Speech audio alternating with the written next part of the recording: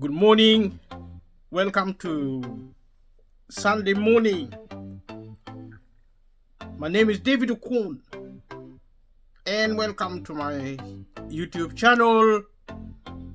I've been talking about the cost of living over the months, and thank you everybody who have been helping me, subscribing, sharing their views, and watching the videos.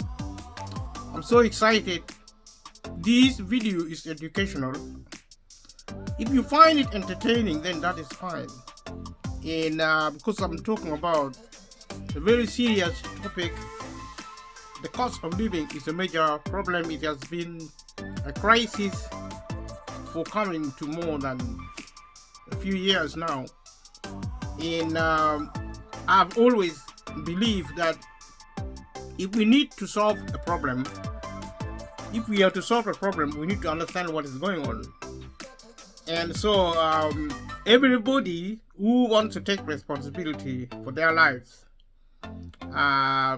is to pay attention on the problem, including the cost of living as a crisis. So this program is to encourage people to understand what is going on in their society, what's going on in their family, and also to figure out how to solve their own problem. And we have been living under a system where our mindset have been programmed to rely on the government, and that has been good, and that is a good thing. The government have been able to help its citizens. This has gone on for decades, from when society began. From when society began, and we, like I said in the other video, this is a continuation of the other video. Please subscribe to this channel, leave a comment, and watch the video, this and the rest of the series. Because in this series, while discussing the cost of living, I'm also talking about, at the same time, I'm linking the cost of living with what happened in America, the problem created there by the American government in 2007 and 2008, the financial crisis which occurred in America, which actually created a global problem, economic problem. And like I said elsewhere, usually when there's a crisis of any sort, in 2007, 2008 was an economic crisis. When a crisis happened, then change also happened. Now, when the financial system got into trouble in 2007 and 2008, it created an opportunity to change the financial system from what we used to know to something called digital financial system, including the coming of digital currency. If you see on the adverts on the television or wherever, you will see Bitcoins, something called Bitcoin, or maybe there's something else.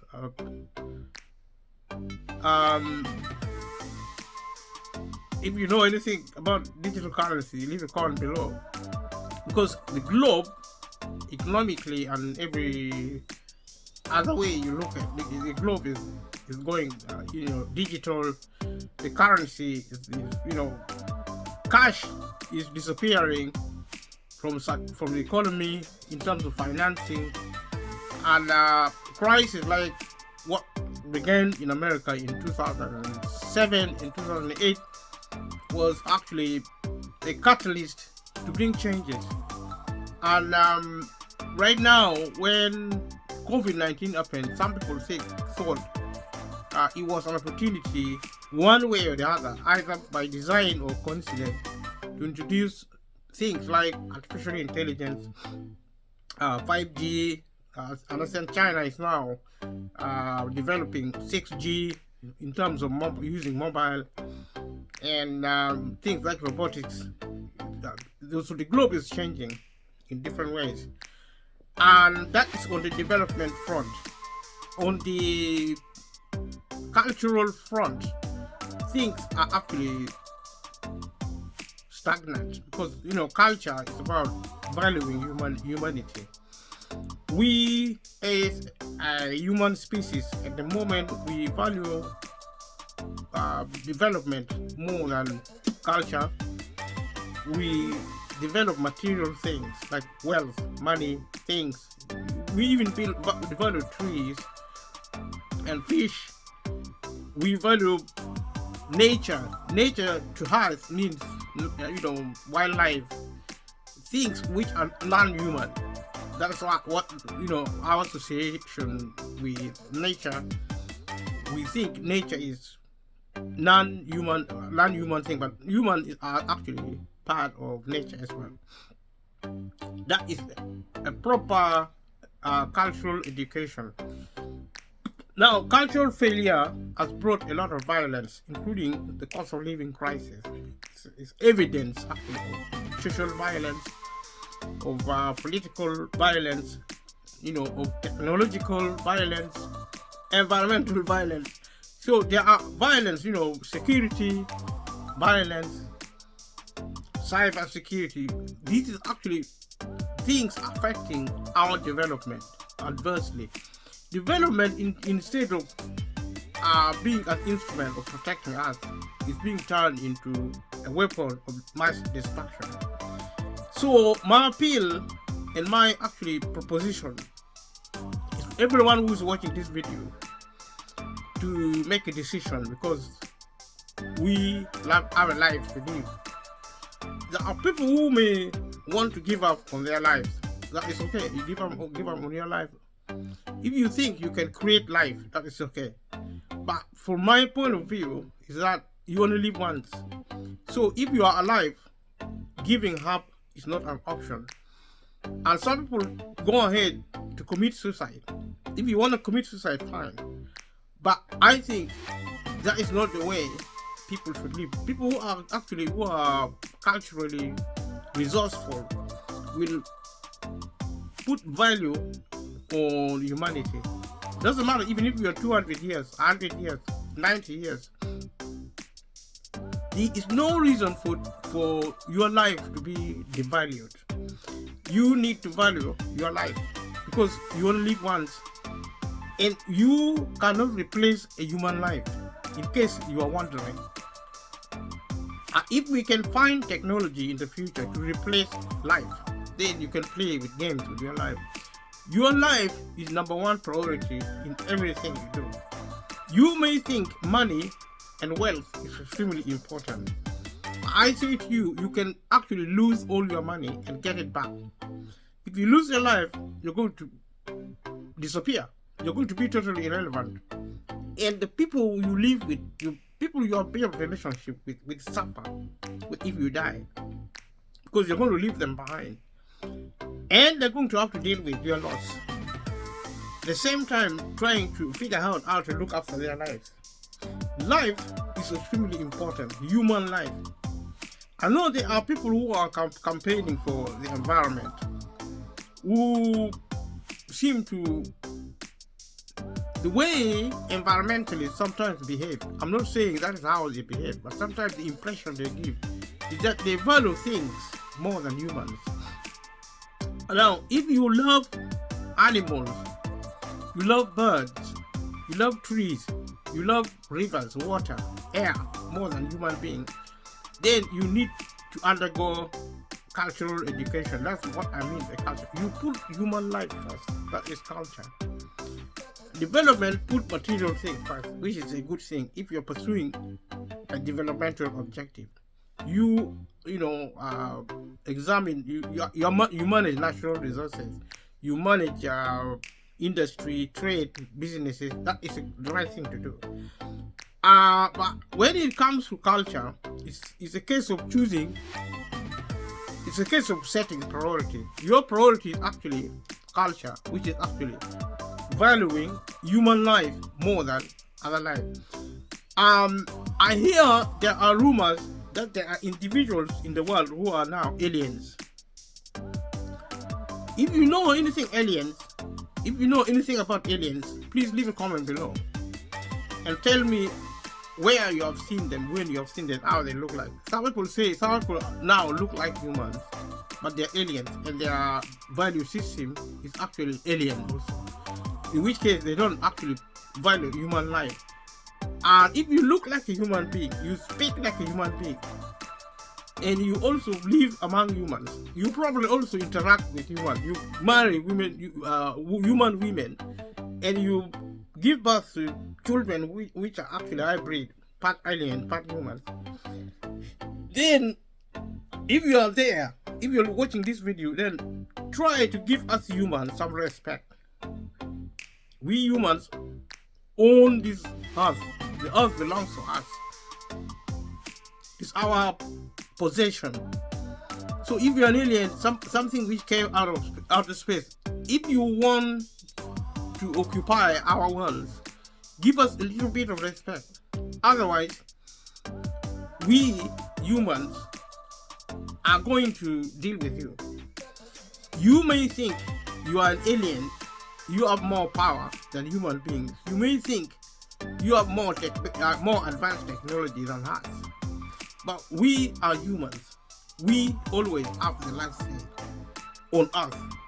There is no creature which will defeat humanity. You may kill us.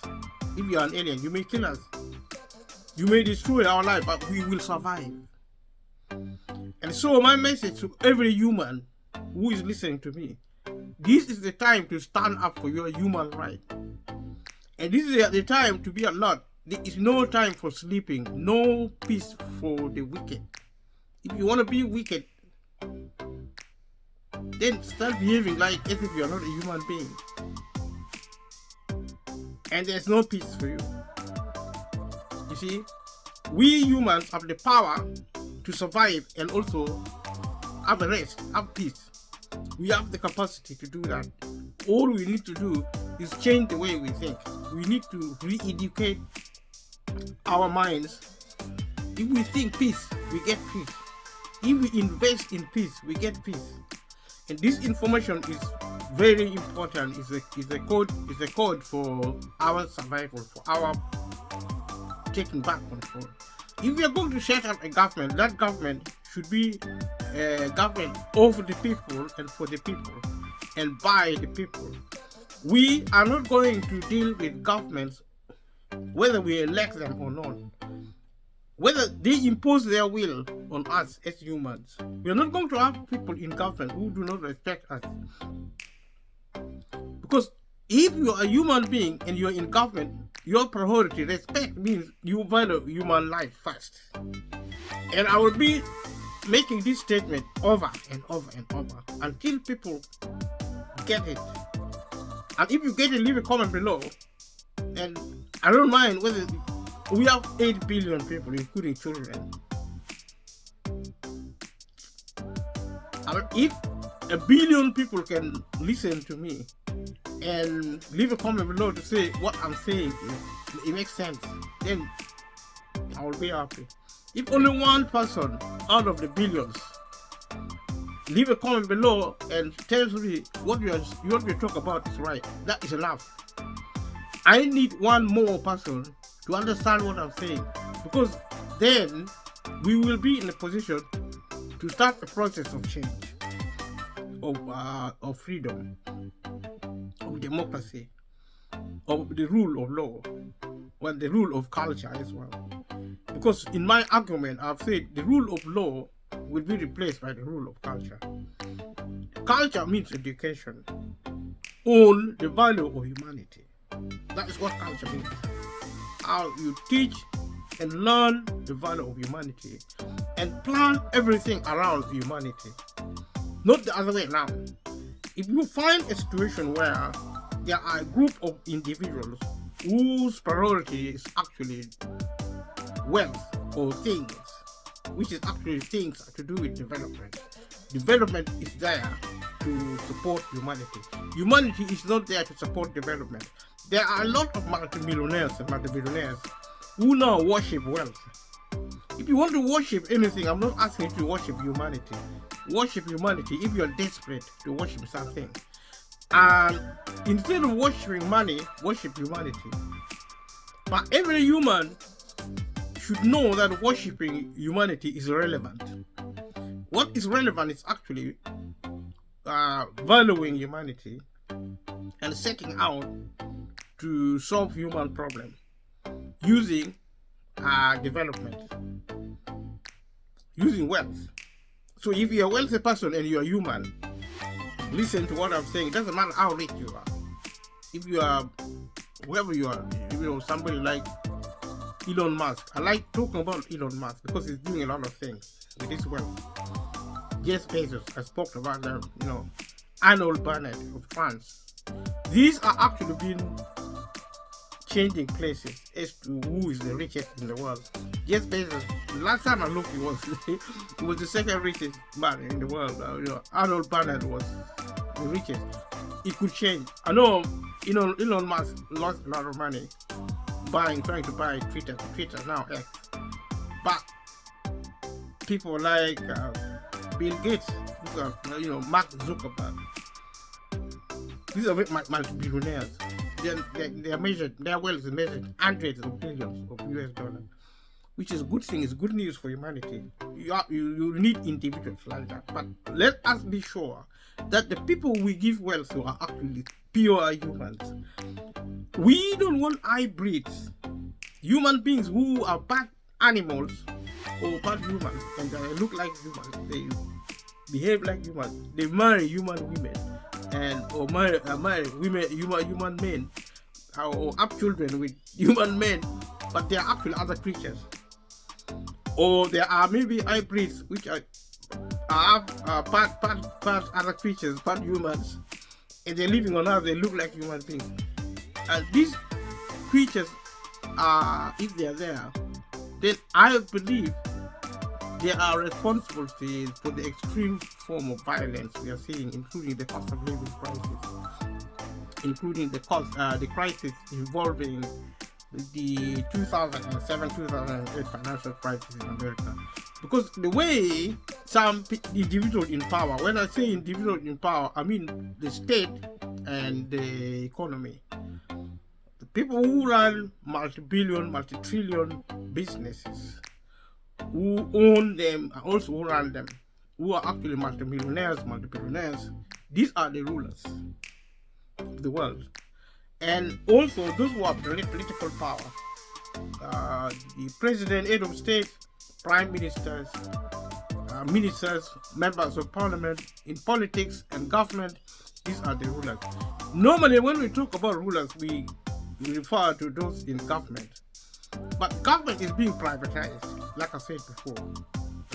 You find government now being transferred to corporations. That's why you talk about corporate governance. You need to pay attention to those. You don't talk something. You don't actually name something government for nothing. You mean it is what it is. That is its identity. So public government, which used to be the state, is now being transferred to private individuals or corporations, like banks, big banks, insurance company, airlines, hospitals, big hospitals, because they operate a form of government. Government is actually authenticated by an economy. If you privatize the entire economy like it is being done now under the current system of capitalism, then what you find is you have sold away the country. And if you have sold away the country, such as Britain, America, the rest of the world, you have sold these places to the private wealthy, individuals who are wealthy. Elon Musk, I like Elon Musk. I'm actually a member of Twitter. I don't even remember what I actually subscribed to. I don't even subscribe. I'm actually registered with it. I use Twitter. It's a social media platform, Facebook. So Mark Zuckerberg, WhatsApp, YouTube, all these things are obviously good things. They are developmental and the people who own them should be humans. Human being look after your fellow species. You don't go around moving around looking after some aliens or behaving as if you don't really care about humans. If wealthy people, including the ones in the government, especially the ones in government, private and public government, if they were true humans, when I say true human, you may be human but culturally totally corrupted to the fact that you behave worse than an animal against human being. Every defaulting, every estate involving your life, your wealth, your territory, your power, everything is actually designed to destroy humanity. There are people behaving exactly like that. Whether they know it or not is irrelevant. What is relevant is that there is a type of behavior involving people in power, which is threatening the essence and also the existence of humanity. Those who are actually campaigning about existential protectors or campaigners to protect existence or existentialism, these individuals have to be careful. What they are fighting for, the existence of humanity, is what I'm talking about. You're fighting for the existence of humanity, then join me and my channel and let's talk about humanity. It's a way of focus, because that is actually the source of peace. It doesn't matter how rich we are. If we are rich and we are actually culturally bankrupt, we are going to turn into monsters, into weapons of mass destruction. And we have seen it with the cost of living crisis, where people are actually dying of suicide, dying of poverty, people cannot access medicine, healthcare. People are actually dying because of state negligence and also government negligence. When I already indicated to you that government is actually the one we know conventionally is within the state, but the ones we may not realize to be government, actually corporation, big businesses like multi-million, multi-trillion, like energy companies, for example, water companies, airline, banks, insurance, transportation. All these are actually owning the entire global economy in every country, especially in the developed world, especially in the Western world. These are corporatization processes, estates actually. And these people need to be doing the right thing. And for them to be doing the right thing, I repeat this point. For them to be doing the right thing, they should learn peace. Peace means you know humanity to be a priority of your life. Number one priority. Second priority is development, which actually involves investing wealth to reproduce wealth. That's what it means. So that's development. Developing technology, engineering, goods and services, products. This is development. Healthcare, education, transportation, research, doing research in the science and technology. These are development. This is okay. This is doing well.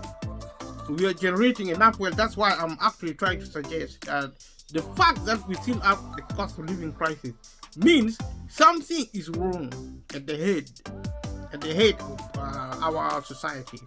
Our government is something rotten, like fish rotting from the head. It's happening in our society. If not, we shouldn't be fighting like we fight in Ukraine, in Africa, Middle East. We should now be thinking of how to tame nature. Nature still defeats us in the face of our knowledge, the face of our wealth, in the face of our capability, developmental capability. Nature still beats us. Death still beats us. But that is okay. As long as we know what we are doing, as long as we are going in the right direction, that is fine. What is not fine is that there is the cost of living. It's a crisis. The cost of living as a crisis is caused by poverty. Nobody in a modern society, in the modern world, globally, should be in poverty. I have said this elsewhere, and I keep repeating this point. People who think they have done something wrong to be poor, wake up. You did not, you are innocent. Your only offense is refusing to think. Think peace, think humanity. Then you begin to learn how to behave, how to think, how to behave appropriately, valuing humanity. Once, it doesn't matter whether you have money or not, whether you're sleeping on the street, you don't earn any right to despise humanity, to devalue humanity, including your life.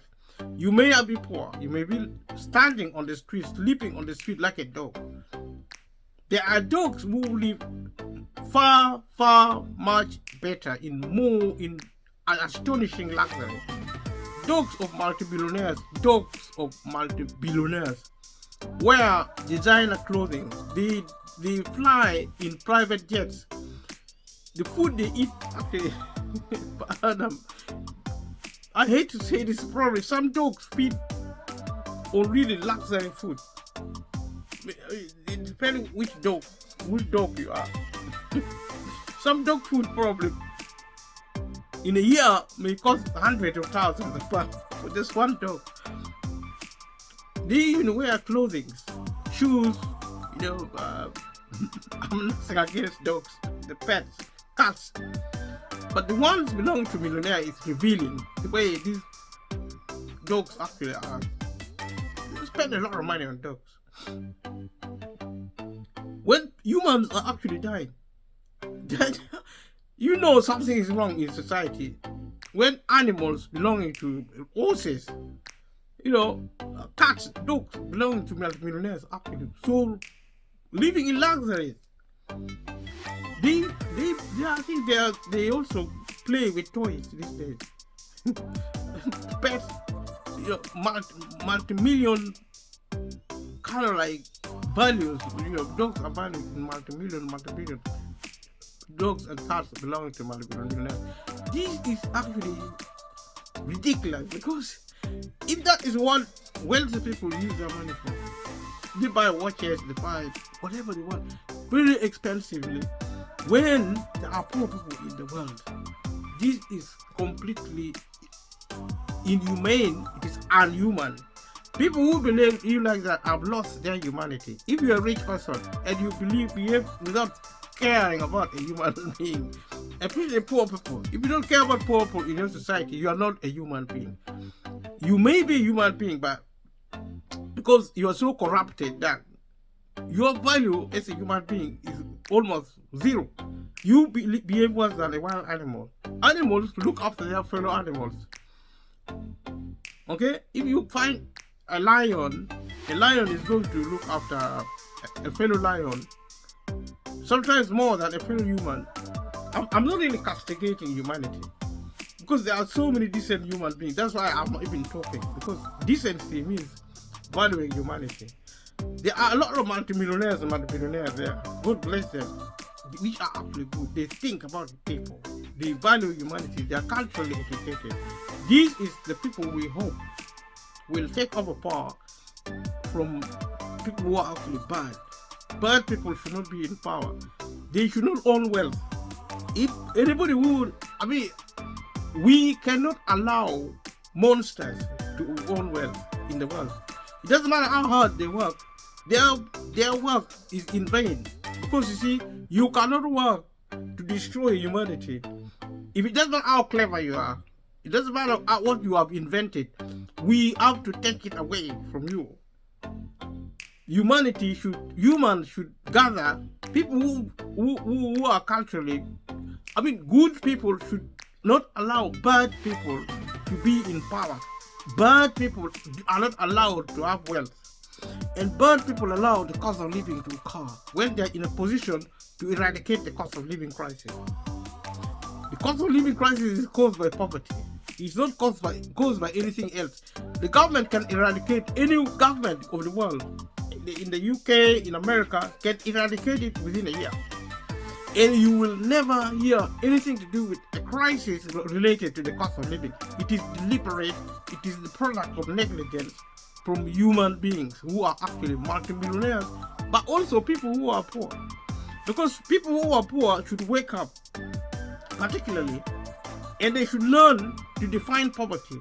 Because if we think poverty is poor people are just a quarter or even one side of the population, then we are wrong. Because if you work for a living, you're poor.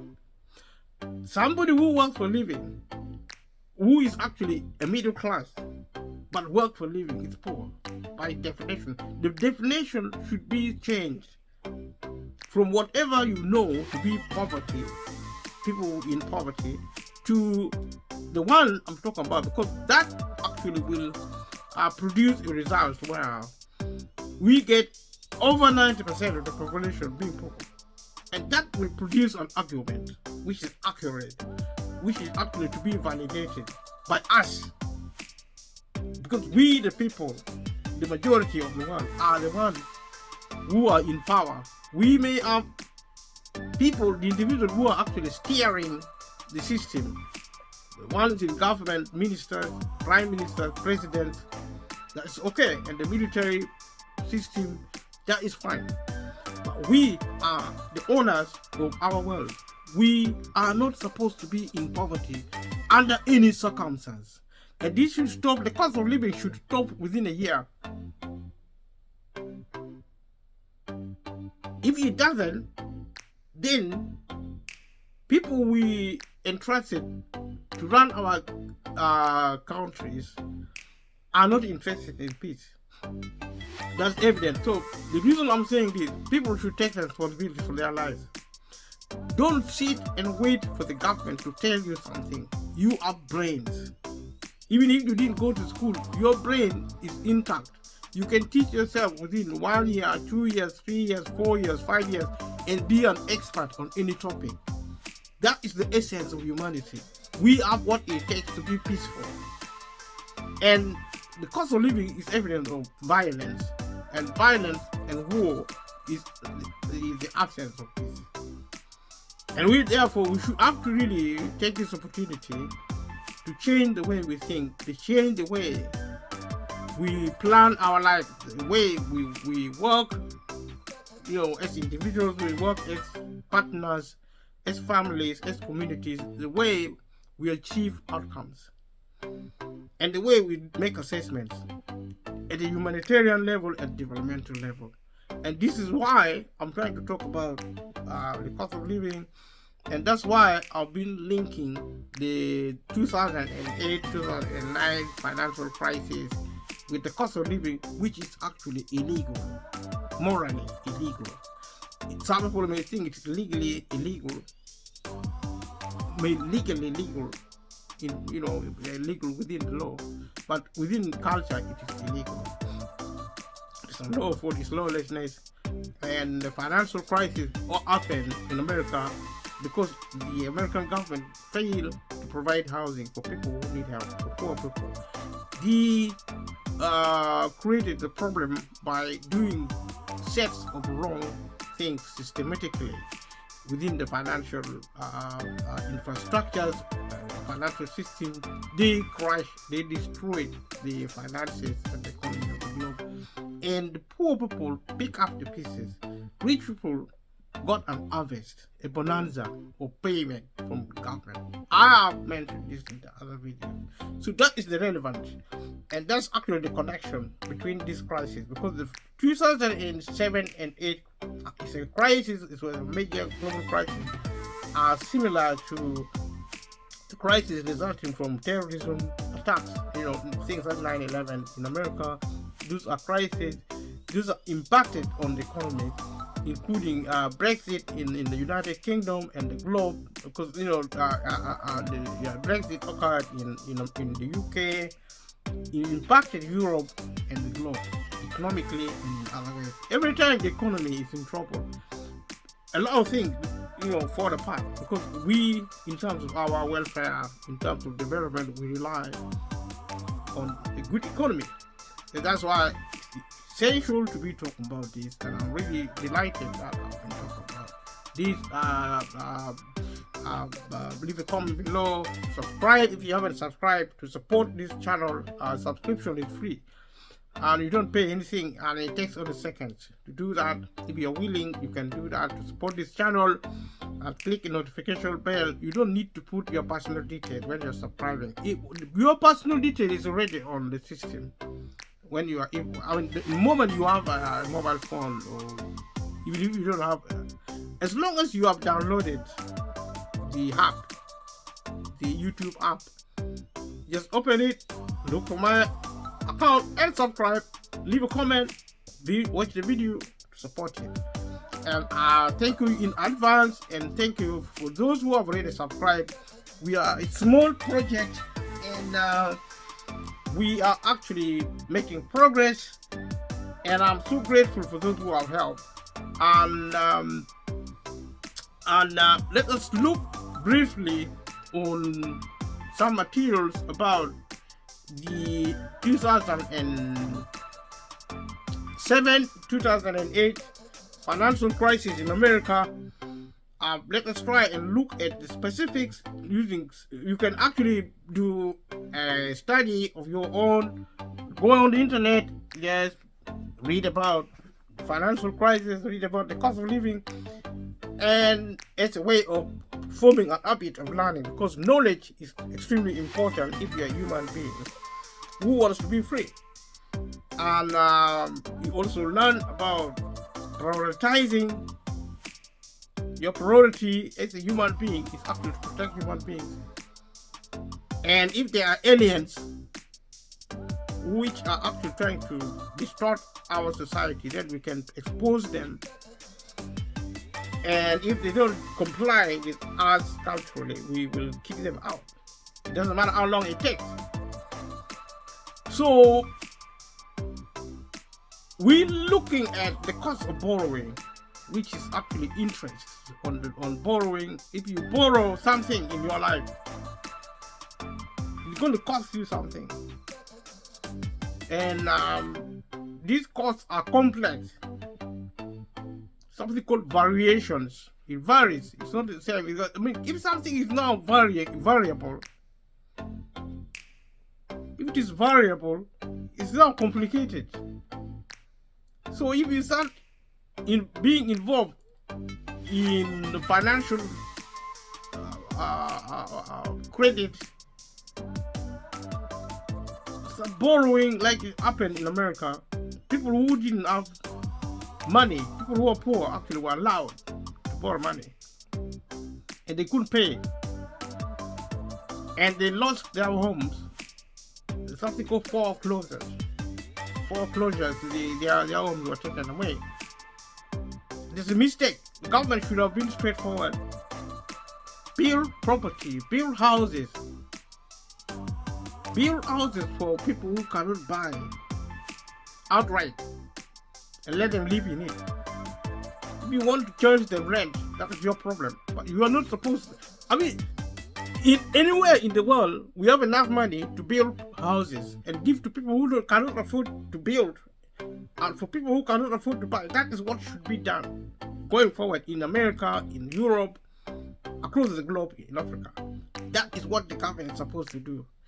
The government, having shut down the public sector, may struggle to do that, but it is not rocket science for the government to set up chapters of the public economy to produce public service like healthcare, housing, employment. Remember, employment is part of the social welfare, because without employment, we experience the cost of living as a crisis. And especially if we cannot actually get good value for money, then if we can't get paid well, if we cannot get paid properly, then we get into trouble. You see, financially. Like I said previously, the cost of living is an income problem, and therefore, if the government corrects income problem, then the cost of living will not be there. And also, if they correct the financial injustice, the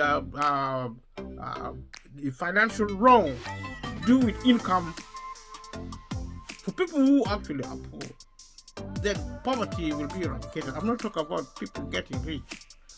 There's a difference between getting rich and getting out of poverty. Nobody should be poor. So the credit system is also wrong. The government should shut it down. The public and private government should shut down the credit system. It's not necessary. What do you need credit for? There is a love wealth, for goodness sake. It is a form of adulteration. It's a form of really human insanity.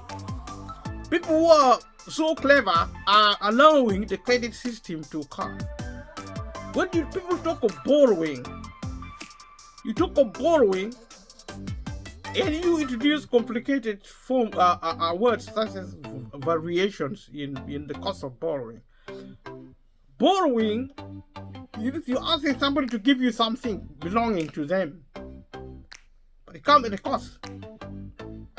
That's what it costs, and the cost is like a moving target. You can't control it. I mean, it's so you need an expert. You need to pay billions, sometimes trillions of pounds to even understand the behavior of the credit system. And this should be eradicated to bring peace, financial stability, to get people out of poverty, to stop economic instability. There's no need to borrow money. There is money. Every government should have enough money to spend for things which are needed on research, on development, on health, on employment, on welfare.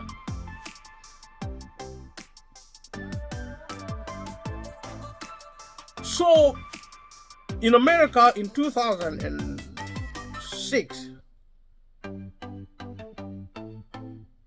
some process was actually implemented. Something called fair value accounting was issued as U.S. accounting standard SFAS 157 in 2006 by the privately run Financial Accounting Standards Board, FASB, delegated by the SEC with the task of establishing financial reporting standards. So, fair value accounting was issued as the U.S. accounting standard, SFAS 157 in 2006 by the privately run Financial Accounting Standards Board, FASB, delegated by the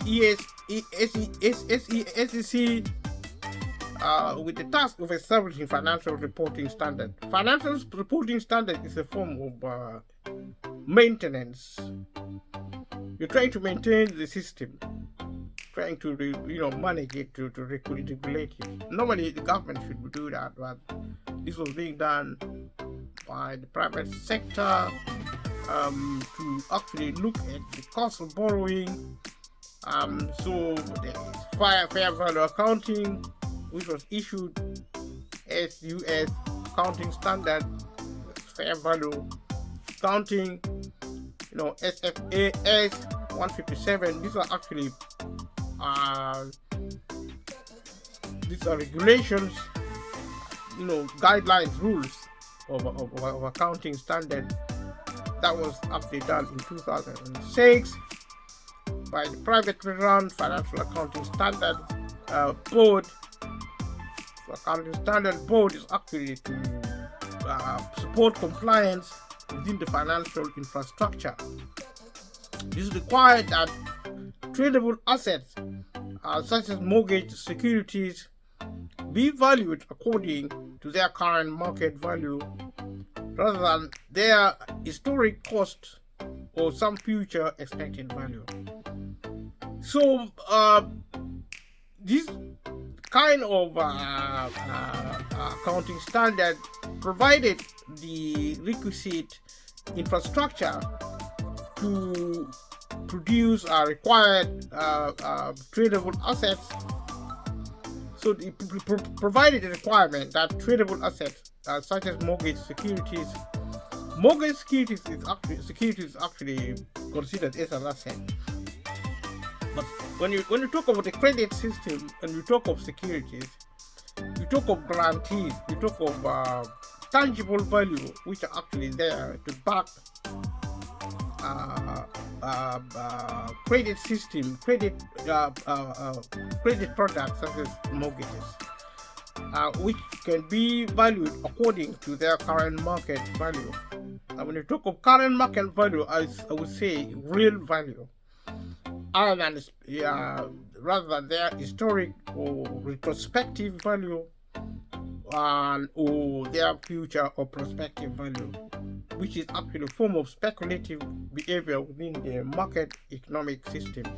When the market for such securities became volatile and collapsed, the resulting loss of value, the major financial effect upon the institutions holding them, even if they had no immediate plans to sell them. So the value actually was interrupted. This is a story involving the collapse of the financial economy, the financial infrastructure, financial system in America, easy availability of credit in the U.S., fueled large inflows of foreign funds after the 1998 Russian financial crisis and 1997 Asian financial crisis, or the 1997 to 1998 period, which led to a housing construction boom and facilitated debt finance consuming spending. This is shadow economic system, shadow financing of development, which shouldn't, in my opinion, be encouraged, because we need authenticity when dealing with our economy, when we are trying to manage our finances. As banks began to give out more loans to potential homeowners, housing prices began to rise. So these were some of the problems now coming into the market economy, because you see, the thing with the market economy is that there should be a balancing between supply and demand. If there is a disturbance, then the prices are actually confused and there's a problem with pricing, and that is some of the things to look for. Lax lending standards and rising real estate prices also contributed to the real estate bubble. So this is some of the listings on the set of situation which actually contributed to the problem. These systems are extremely complex, and we have actually been talking about terminology like bubbles and bursting and housing prices. And it's the same thing is now happening with the cost of energy, which was interrupted, which was created when there was interruption in supply, and when relationship between the European Union and Russia was interrupted, the smoothing was actually disrupted. So this time the energy crisis led to the cost of living crisis. In 2007-2008, it was actually the financial meltdown, which actually contributed to the current cost of living crisis that was created by the housing market as opposed to the energy market. Loans of various types, for example, mortgage, credit card, and auto, were easy to obtain, and consumers assume an unprecedented debt load. We are humans. The market looks at us as consumers. We are human beings. We are actually not consumers, but in the market, you understand humanity in terms of consumption. That's why things like housing, things like energy should be removed from the hands of private companies. Instead of looking at us as consumers, they could look at us as humans. Healthcare, we are not consumers of healthcare. We are actually users of it. That is our livelihood. Healthcare, education is our livelihood. Employment is our livelihood. We are not consumers of any of these things. So that is actually a conceptual error, which need to be corrected by the government immediately. They should actually restore public sectoral production by actually restoring the economy, the public economy, public sector economy to provide public sector service. And as part of the housing and credit booms, the number of mortgage-backed securities (MBS) and collateralized debt obligation (CDO), which derived their value from mortgage payments and housing prices generally increased. These are some of the complex structures of the credit economic system. Financial systems such as financial innovation enable institutions and investors to invest in the U.S. housing market. We talk of innovation is creativity, but if you are creatively erroneous and reckless, and you produce really surprising results, including the crash in the financial in the economy caused by the collapse of the financial system. As housing prices decline, these investors reported significant losses. Losses will mean losses, nothing else. Falling prices also resulted in homes worth less than the mortgage loans, providing borrowers with a financial incentive to enter foreclosure. Foreclosure means they're taking back their property. That means homelessness for poor people who borrow money, who the government misled to borrow money. It was the government's fault, colluding with irresponsible market environment. The super rich actually playing games with the economic instrumentation, the financial, systems to actually destroy human life. And foreclosure level were elevated until early 2014, drained significant wealth from consumers, losing up to 4.2 trillion. This is how the statistics. Defaults and losses on other loan types also increased significantly as the crisis expanded from the housing market to other parts of the economy. So the ripple effect was felt beginning from the housing market to encapsulate the entire economic system, financialization, the increased use of leverage in the financial system. So you find that the government began to pump billions and trillions of US dollars into the failing economy, taking public money and giving it to the super rich, who created a catastrophic financial and economic situation in America and in the globe. And that is my criticism of what happened in 2008 and 2009. And the similar problem is actually recurring to create what is now the cost of living crisis. Financial institutions such as investment banks and hedge funds, as well as certain differently regulated banks, assumed significant debt burdens while providing the loans described above, and did not have the financial cushion sufficient to absorb large loan defaults or losses. Saying the same thing over and again in a more complicated way, but I've already explained to you why it was actually incorrect, why it was actually a misadventure to give credit to people who did not have the integrity, the credit integrity to borrow. These losses affected the ability of financial institutions to lend, slowing economic activity. Because you see, if the entirety of our economy is based on the credit economy, then when we can no longer lend or borrow, people can no longer invest, and the economy begins to suffer.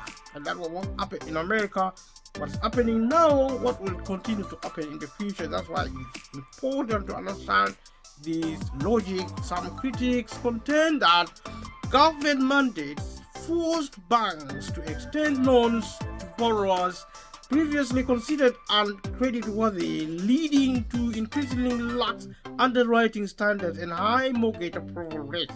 Like I said, underwriters, the people who organized the credit arrangements, ignored critical signs, including actually people who are credit unworthy, to produce credit situations which were actually volatile, which were actually risky, and this led to collapse of the failure of financial safety, and also the collapse of the global economy, thereby creating the background to what we now see as the current cost of living. Because the initial argument of this program is that the different factors contributed to the current cost of living crisis, and the 2007-2008 financial crisis in America was one of the key factors. This in turn led to an increase in the number of home buyers,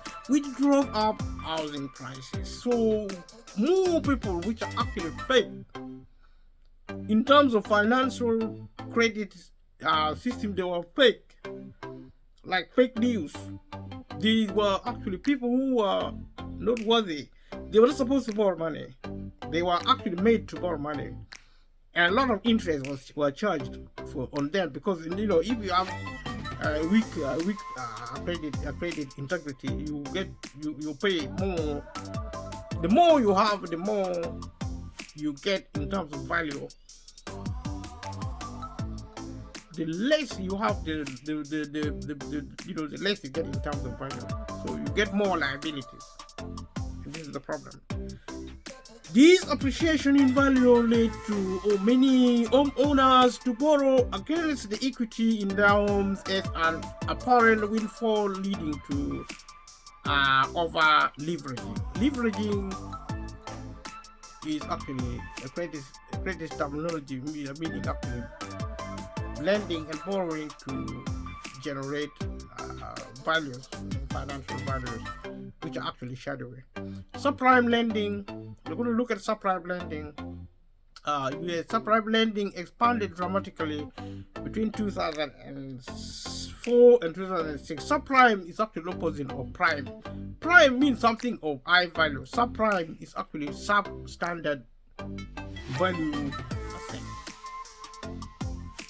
So subprime mortgage crisis. So the mortgage crisis operating under subprime utilities means actually the value is actually symbolic. It's actually a shadow kind of situation. It's not real. Shadow means it's not real. It's not real economy. It's shadow economy. It's not real financing, but it's shadow financing. So the relaxing of credit lending standards by investment banks and commercial banks allowed for a significant increase in subprime lending. Subprime lending had not become less risky. Wall Street just accepted this higher risk. So there was no integrity in this relationship at all. Everything which was actually obvious was ignored, because the government asked the financial institution to ignore the obvious signs of trouble due to competition between mortgage lenders for revenue and market share, and when the supply of credit-worthy borrowers was limited, mortgage lenders relaxed underwriting standards and originated riskier mortgages to less creditworthy borrowers. So underwriters were actually behaving outside the rules of credit management and credit allocation, and this led to the problem in the view of some analysts. The relatively conservative government-sponsored enterprise GSEs police mortgage originators and maintain relatively high underwriting standards prior to 2003. However, as market power shifted from securitizers to originators, and its intense competitors from private scrutinizers undermined the GSE power. Mortgage standards declined and risky loans proliferated. So, like we have said before, the relaxed their standard, the riskiest loans were originated in 2004 and 2007, the years of the most intense competition between the securitizers and the lowest market share for the GSEs. The GSEs eventually relaxed their standards to try to catch up with the private banks, because the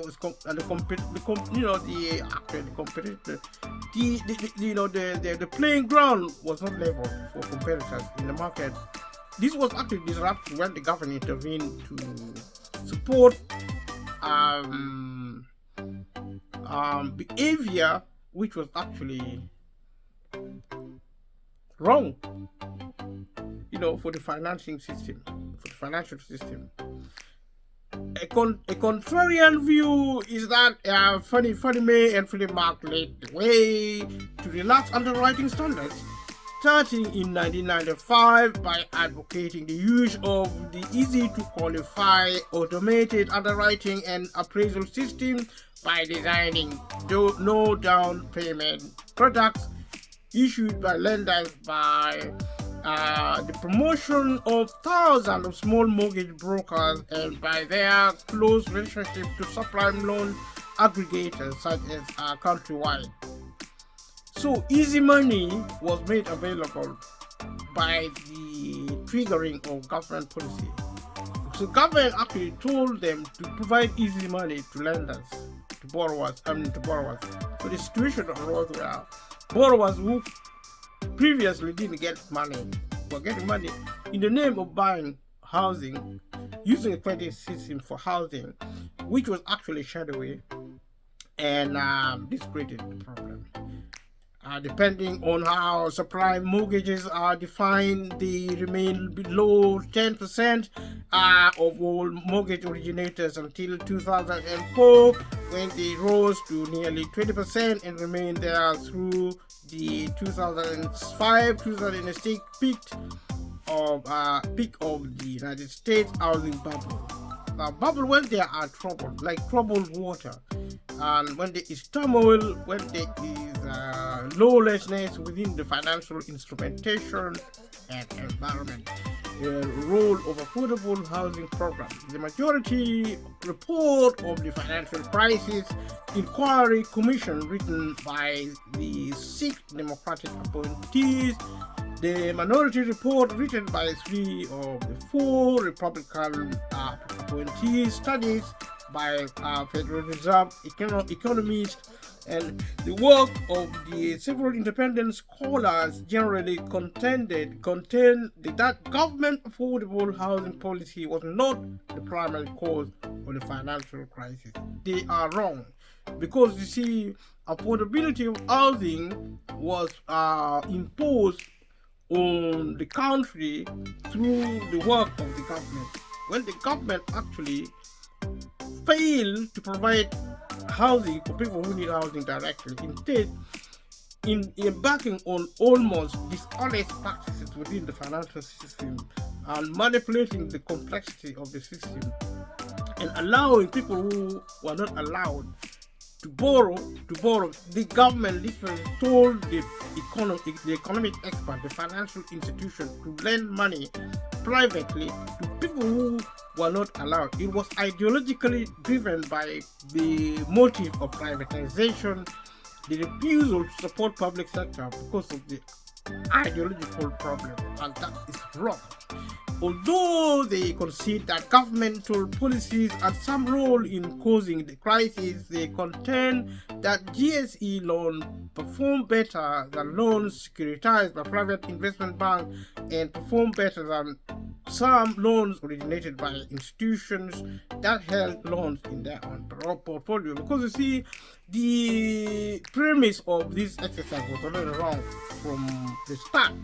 So whatever commentaries are being given, they actually are overlooking the overall basis of the problem, which is actually ideological. It was purely political and nothing to do with economy, financing. That's why it was a gamble, a willful recklessness by politicians in America, which created this problem, colluding with top dogs and maybe top fat cats in the financial estate of America, thereby creating this toxic situation which created a lot of problems in America and from the globe. I'm talking about. I've created this problem for the world and for themselves and the poor people of the world. Pick up the pieces in this descent to the majority report of the financial crisis in inquiry commission.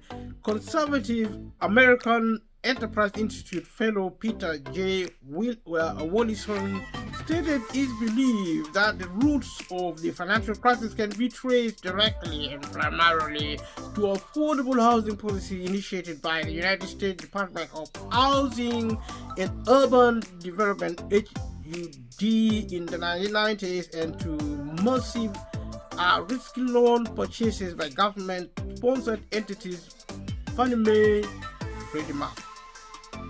And the writing was on the wall even before this exercise was initiated within policy and practices.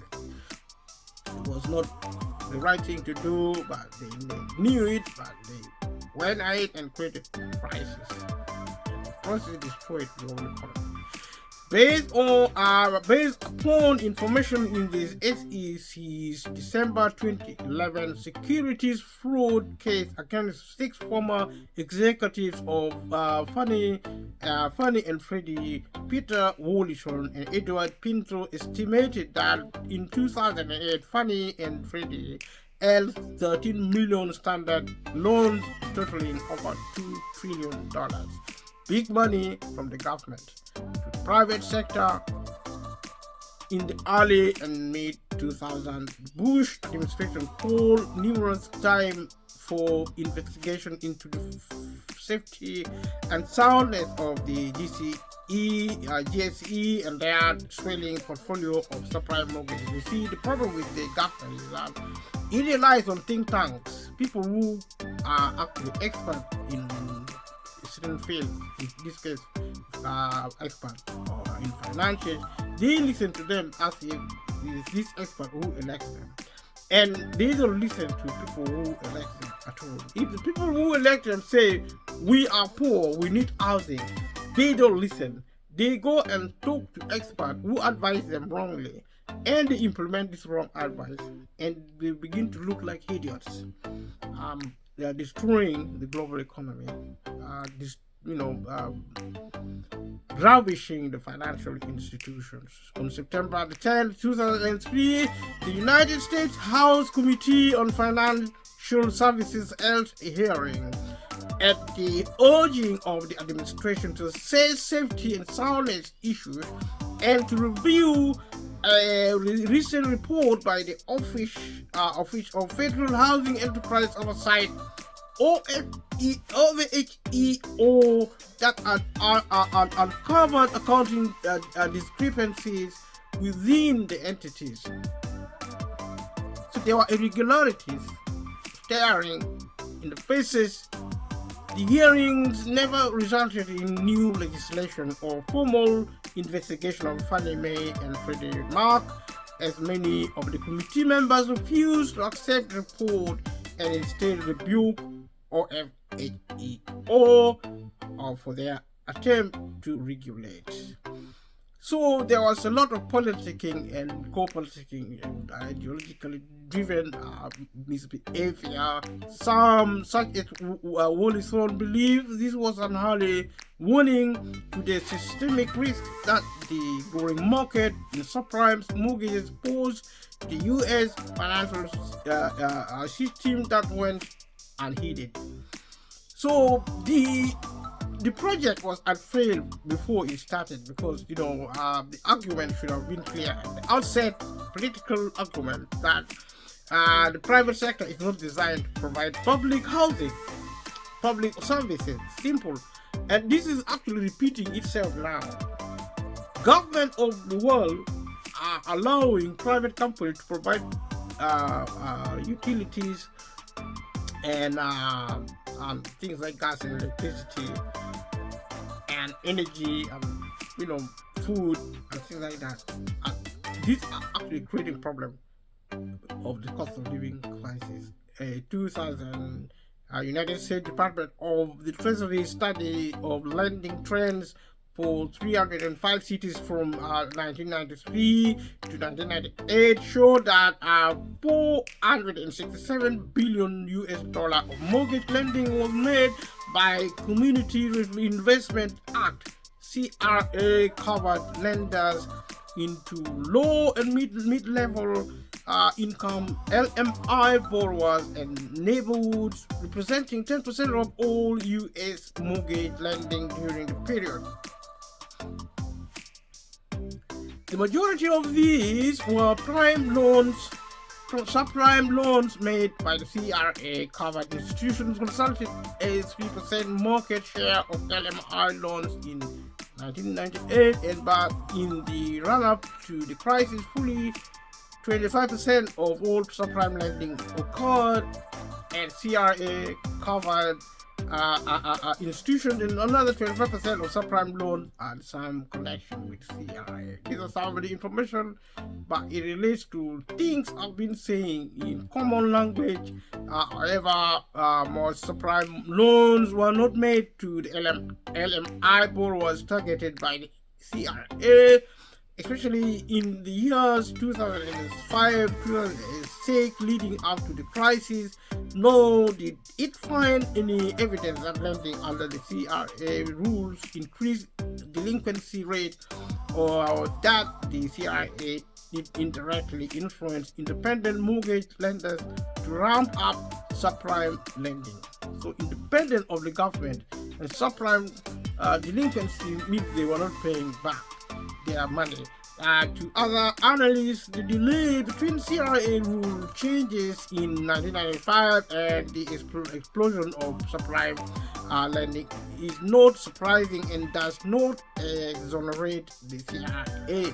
The content that there were two connected causes of the crisis: the relaxation of underwriting standards in 1995 and the ultra-low interest rates initiated by the Federal Reserve after the terrorist attack on September 11, 2001. Both causes are to be in place before the crisis could take place. Critics also point out that publicly announced CRA loan commitments were massive, totaling 4.9 trillion in the years between 1994 and 2007.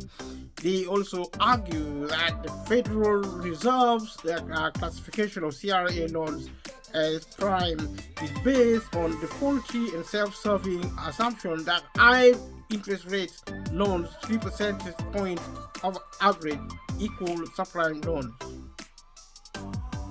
Others have pointed out that there were not enough of these loans made to cause a crisis of this magnitude. So different people are actually expressing different views. The debate was actually, I say, hot air, because the substance of the case was clear. And whatever is being presented as a debate, it depends on the politics and the point of people with different point of view. But the basis of this discussion is that the government should have provided housing to people who need housing, period.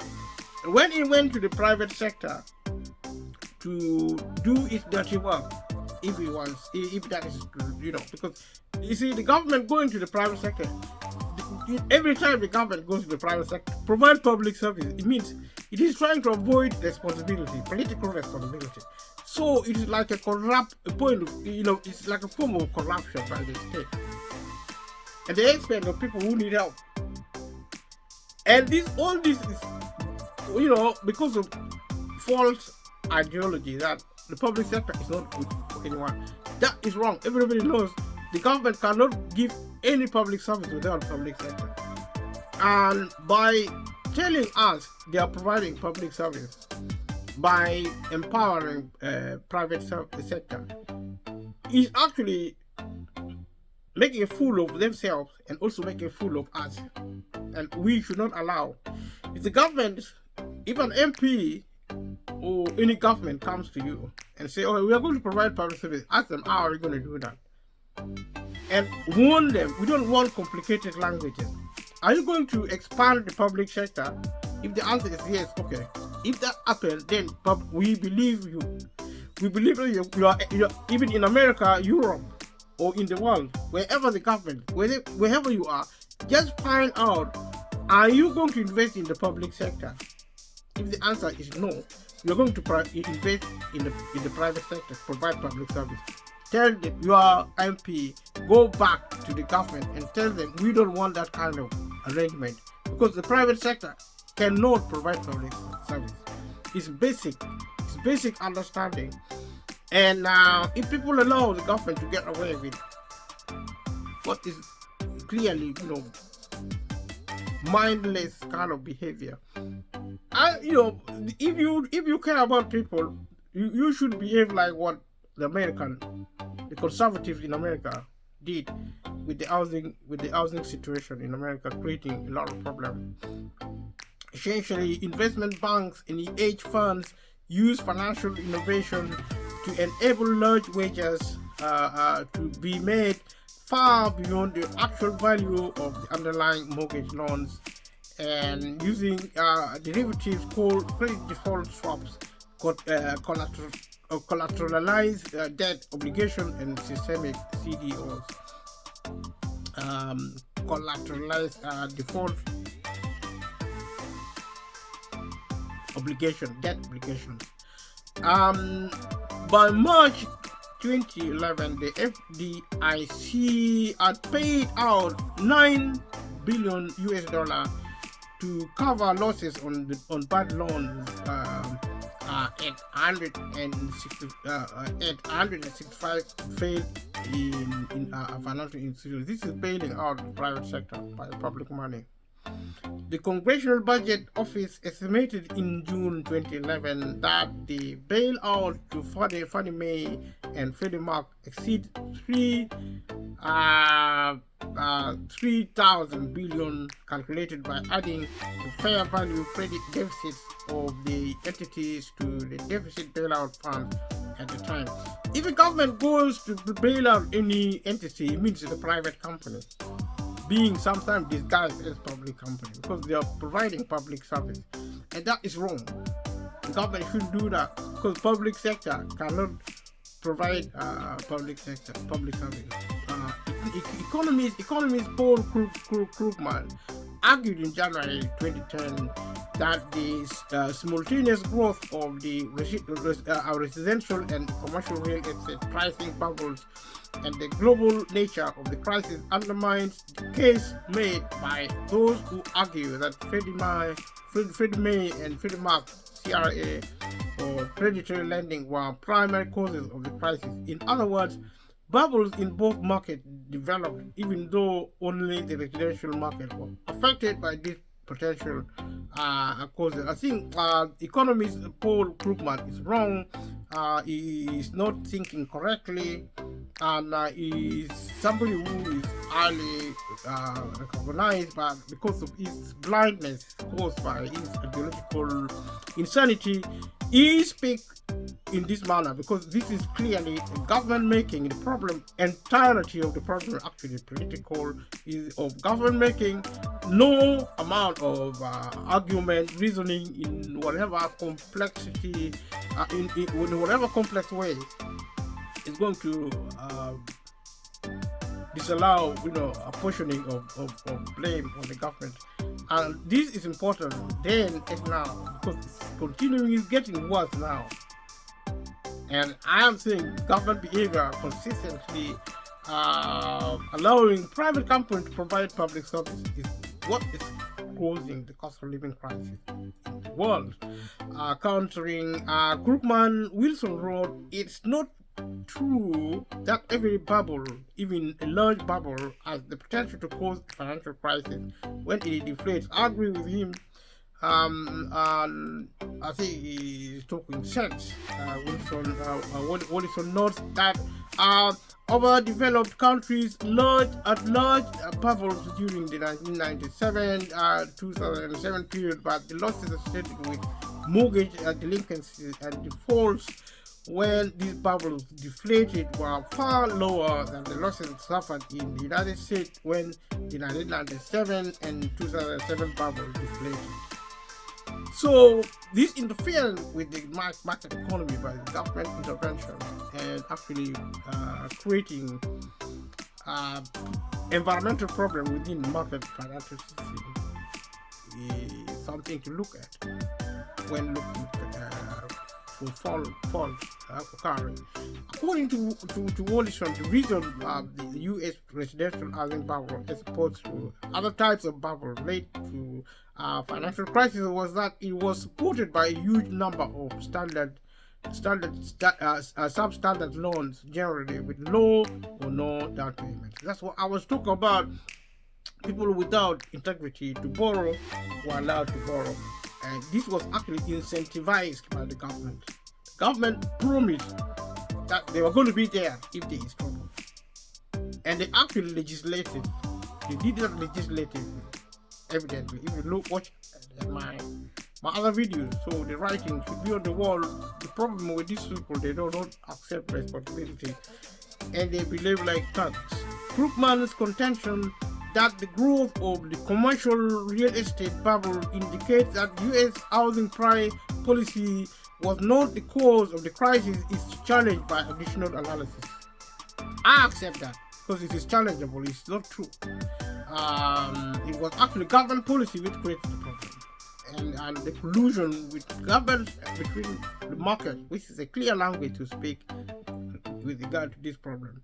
After researching the defaults of commercial loans during the financial crisis, Zudong An and Anthony B. Sanders reported in December 2010, we find limited evidence that substantial deterioration in CMBS commercial mortgage-backed securities loan underwriting occurred prior to the crisis.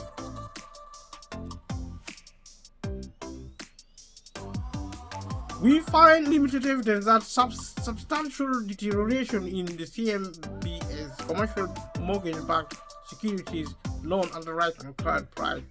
I don't know what they're talking about. Other analysis support the contention that the crisis in commercial real estate and related lending took place after the crisis in residential real estate. Business journalist Kimberly Amadeo reported the first signs of decline in residential real estate occurred in 2006. 3 years later, commercial real estate started feeling the effect. Dennis A. Girash, a real estate attorney and a CPA, wrote, most of the commercial real estate loans were good loans destroyed by a really bad economy. Well, that is confusing. In other words, the borrowers did not cause the loans to go bad, it was the economy. Wrong. It was actually the borrowing mechanism which caused the problem, and that was backed by the government. So some lawyers are actually probably either drunk or on drugs. We're going to continue looking at this material and also talk about the cost of living. My intention is actually to illustrate the fact that events are interrelated in history and present to cause the cost of living crisis. And going forward, we're going to look at information to demonstrate that every time the government tries to allow the private companies to provide public service, there is a crisis to it. Something resembling the cost of living directly or some other problem. Because after the American caused a global financial problem and economic problem, the globe, especially the poor people, suffered something called resulting from austerity measures.